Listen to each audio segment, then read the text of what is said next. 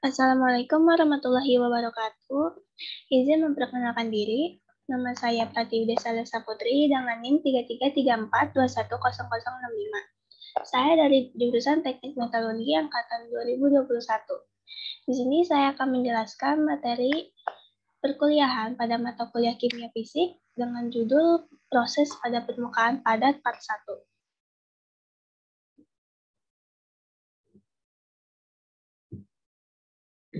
Yang pertama ada outline. Di sini saya buat ada empat outline. Yang pertama pendahuluan permukaan padat, yang kedua absorpsi, yang ketiga desorpsi, yang keempat ada perbedaan absorpsi dan desorpsi. Pertama-tama kita akan membahas pendahuluan permukaan padat. Banyak struktur permukaan padatan biasanya tidak rata. Ditambah lagi, terkadang terdapat cacat permukaan yang timbul dari lapisan yang kurang lengkap pada atom atau ion, di mana hal ini dapat mempengaruhi proses absorpsi. Sebenarnya yang terjadi adalah molekul gas yang bertabrakan dengan permukaan padatan dapat dibayangkan dengan bola pingpong yang memantul di atas meja. Pada kondisi normal, permukaan yang terkena gas dibombardir terus oleh molekul gas tersebut, sehingga permukaan yang baru disiapkan tertutup dengan sangat cepat. Di sini ada rumus pada materi permukaan padat, yaitu ZW sama dengan P per 2Pi MKT per NA dipangkatkan setengah. Dengan Z adalah flux tumbukan, M adalah massa molarnya, P adalah tekanan, dan T adalah temperatur. Proses penyerapan molekul atau atom pada permukaan dapat diklasifikasikan menjadi dua cara, yakni fisisorpsi dan chemisorpsi. Fisisorpsi merupakan proses absorpsi yang terjadi akibat gaya van der Waals, di mana ikatan terjadi antara adsorbat dengan absorben lemah sehingga dapat mudah terdesorpsi.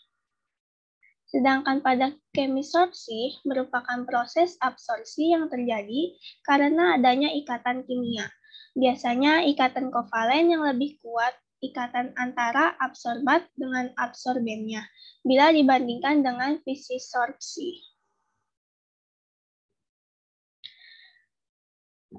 Di sini ada teknik eksperimen untuk analisis struktur permukaan padat, di mana dalam prosesnya permukaan sampel yang akan dianalisis harus sudah dalam keadaan steril atau bersih. Teknik yang pertama ada mikroskopik. Ada SEM, TEM, AFM, STM, dan SPM. Merupakan teknik analisis permukaan padatan berukuran nanometer dengan menggunakan teknik imaging. Instrumen yang digunakan adalah mikroskop elektron yang menggunakan penembakan elektron secara cepat pada sampel saat panjang gelombang tertentu. Yang kedua ada difraksi. Difraksi adalah teknik untuk menentukan posisi atom yang dekat dengan permukaan. Bisa dilakukan dengan cara LED atau hampir mirip dengan X-ray difraksi. Teknik LED merupakan teknik yang sangat kuat yang memungkinkan karakterisasi permukaan material. Sensitivitas permukaannya yang tinggi disebabkan oleh penggunaan elektron dengan energi antara 10 sampai 200 IF. Sesuai dengan panjang gelombang di kisaran 400 sampai 100 pm. Oleh karena itu, elektron dapat dihamburkan secara elastis dengan mudah oleh atom-atom di beberapa lapisan pertama. Yang ketiga, teknik umum yang digunakan dalam pengukuran laju proses pada permukaan untuk memantau laju gas yang masuk dan keluar dari sistem, di mana integrasi tingkat ini kemudian memberikan cakupan fraksional pada setiap tahap. Dalam penentuan cakupan fraksional dan laju absorpsi, dapat dilakukan 3 cara, yakni teknik gravimetri atau akurasi massa sampel hingga ukuran nanogram.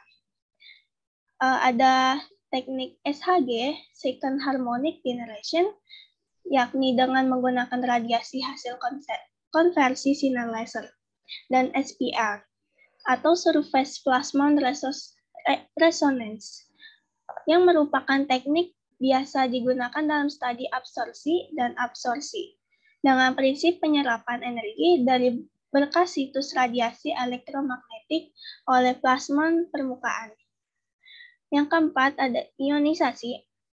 Ionisasi merupakan teknik yang digunakan untuk menentukan komposisi kimia dari permukaan, mengidentifikasi adanya kontaminasi pada permukaan dan mendeteksi bagian dari substrat yang terserap. Bisa digunakan teknik spektroskopi, fotoemisi, dan AES atau Auger Electron Spectroscopy. Yang kedua ada pembahasan tentang adsorpsi. Adsorpsi adalah suatu proses yang terjadi ketika suatu fluida, cairan, maupun gas terikat oleh suatu partikel. Adsorpsi mengacu pada proses di mana beberapa padatan memegang molekul gas atau cairan atau zat terlarut sebagai film tipis. Oleh karena itu, ini adalah proses pelekatan molekul ke permukaan. Zat yang akan menempel ke permukaan disebut absorbat, dan zat yang memiliki permukaan untuk penyerapan disebut absorben. Proses absorpsi adalah fenomena permukaan. Absorpsi dan absorpsi merupakan proses yang dapat dibedakan dari cara penyerapan partikelnya. Biasanya adsorpsi akan terjadi terlebih dahulu, baru kemudian absorpsi terjadi. Selanjutnya, absorpsi adalah konsekuensi dari energi permukaan. Kita dapat mengklasifikasikan absorpsi menjadi dua kelompok, sebagai chemisorption dan psisorption. Chemisorpsi terjadi karena ikatan kovalen antara absorben dan absorban, sedangkan psisorption terjadi karena lemahnya gaya van der Waals. Namun kadang-kadang absorpsi terjadi karena tarikan elektrostatik antara absorben dan absorban. Biasanya adsorpsi gas dan zat terlarut dijelaskan melalui isoton. Ini menggambarkan jumlah absorbat pada absorben sebagai fungsi dari tekanan gas atau konsentrasinya pada suhu konstan. Yang ketiga ada pembahasan materi dengan desorpsi. Desorpsi mengacu pada pelepasan zat yang diserap dari permukaan. Ini adalah proses kebalikan dari adsorpsi. Desorpsi terjadi dalam suatu sistem yang memiliki keadaan penyerapan-serapan antara fase curah dan permukaan yang menyerap. Oleh karena itu, jika kita menurunkan konsentrasi zat dalam fase curah, beberapa zat diserap berubah menjadi keadaan curah. Dalam kromatografi, desorpsi adalah proses yang membantu pergerakan fase gerak.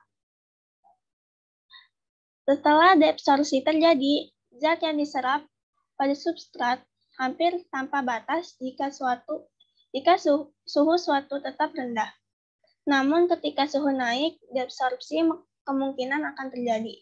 Persamaan umum untuk laju desorpsi adalah R sama dengan R kecil dikali N pangkat X, di mana R besar adalah laju desorpsi, R kecilnya adalah konstanta laju, dan N adalah gabungan dari beberapa bahan yang diabsorpsi, dan X adalah urutan kinetik dari reaksi. Ada beberapa cara desorpsi yang terjadi, misalnya desorpsi termal, desorpsi reduktif, desorpsi oksidatif, desorpsi yang distimulasi elektron, dan lain-lain. Pembahasan terakhir ada perbedaan absorpsi dan desorpsi.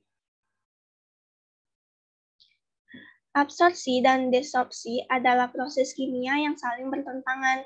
Perbedaan utama antara absorpsi dan desorpsi adalah bahwa adsorpsi mengacu pada proses di mana beberapa padatan memegang molekul gas atau cairan atau zat terlarut sebagai film tipis. Sedangkan pada desorpsi mengacu pada pelepasan zat yang diabsorpsi dari permukaan. Selain itu, Absorpsi melibatkan pembentukan ikatan kovalen atau perletakan melalui gaya van der Waals. Sementara pada desorpsi melibatkan pemecahan ikatan kovalen atau gaya tarik. Cukup sekian dan terima kasih. Kurang lebihnya mohon maaf. Wassalamualaikum warahmatullahi wabarakatuh.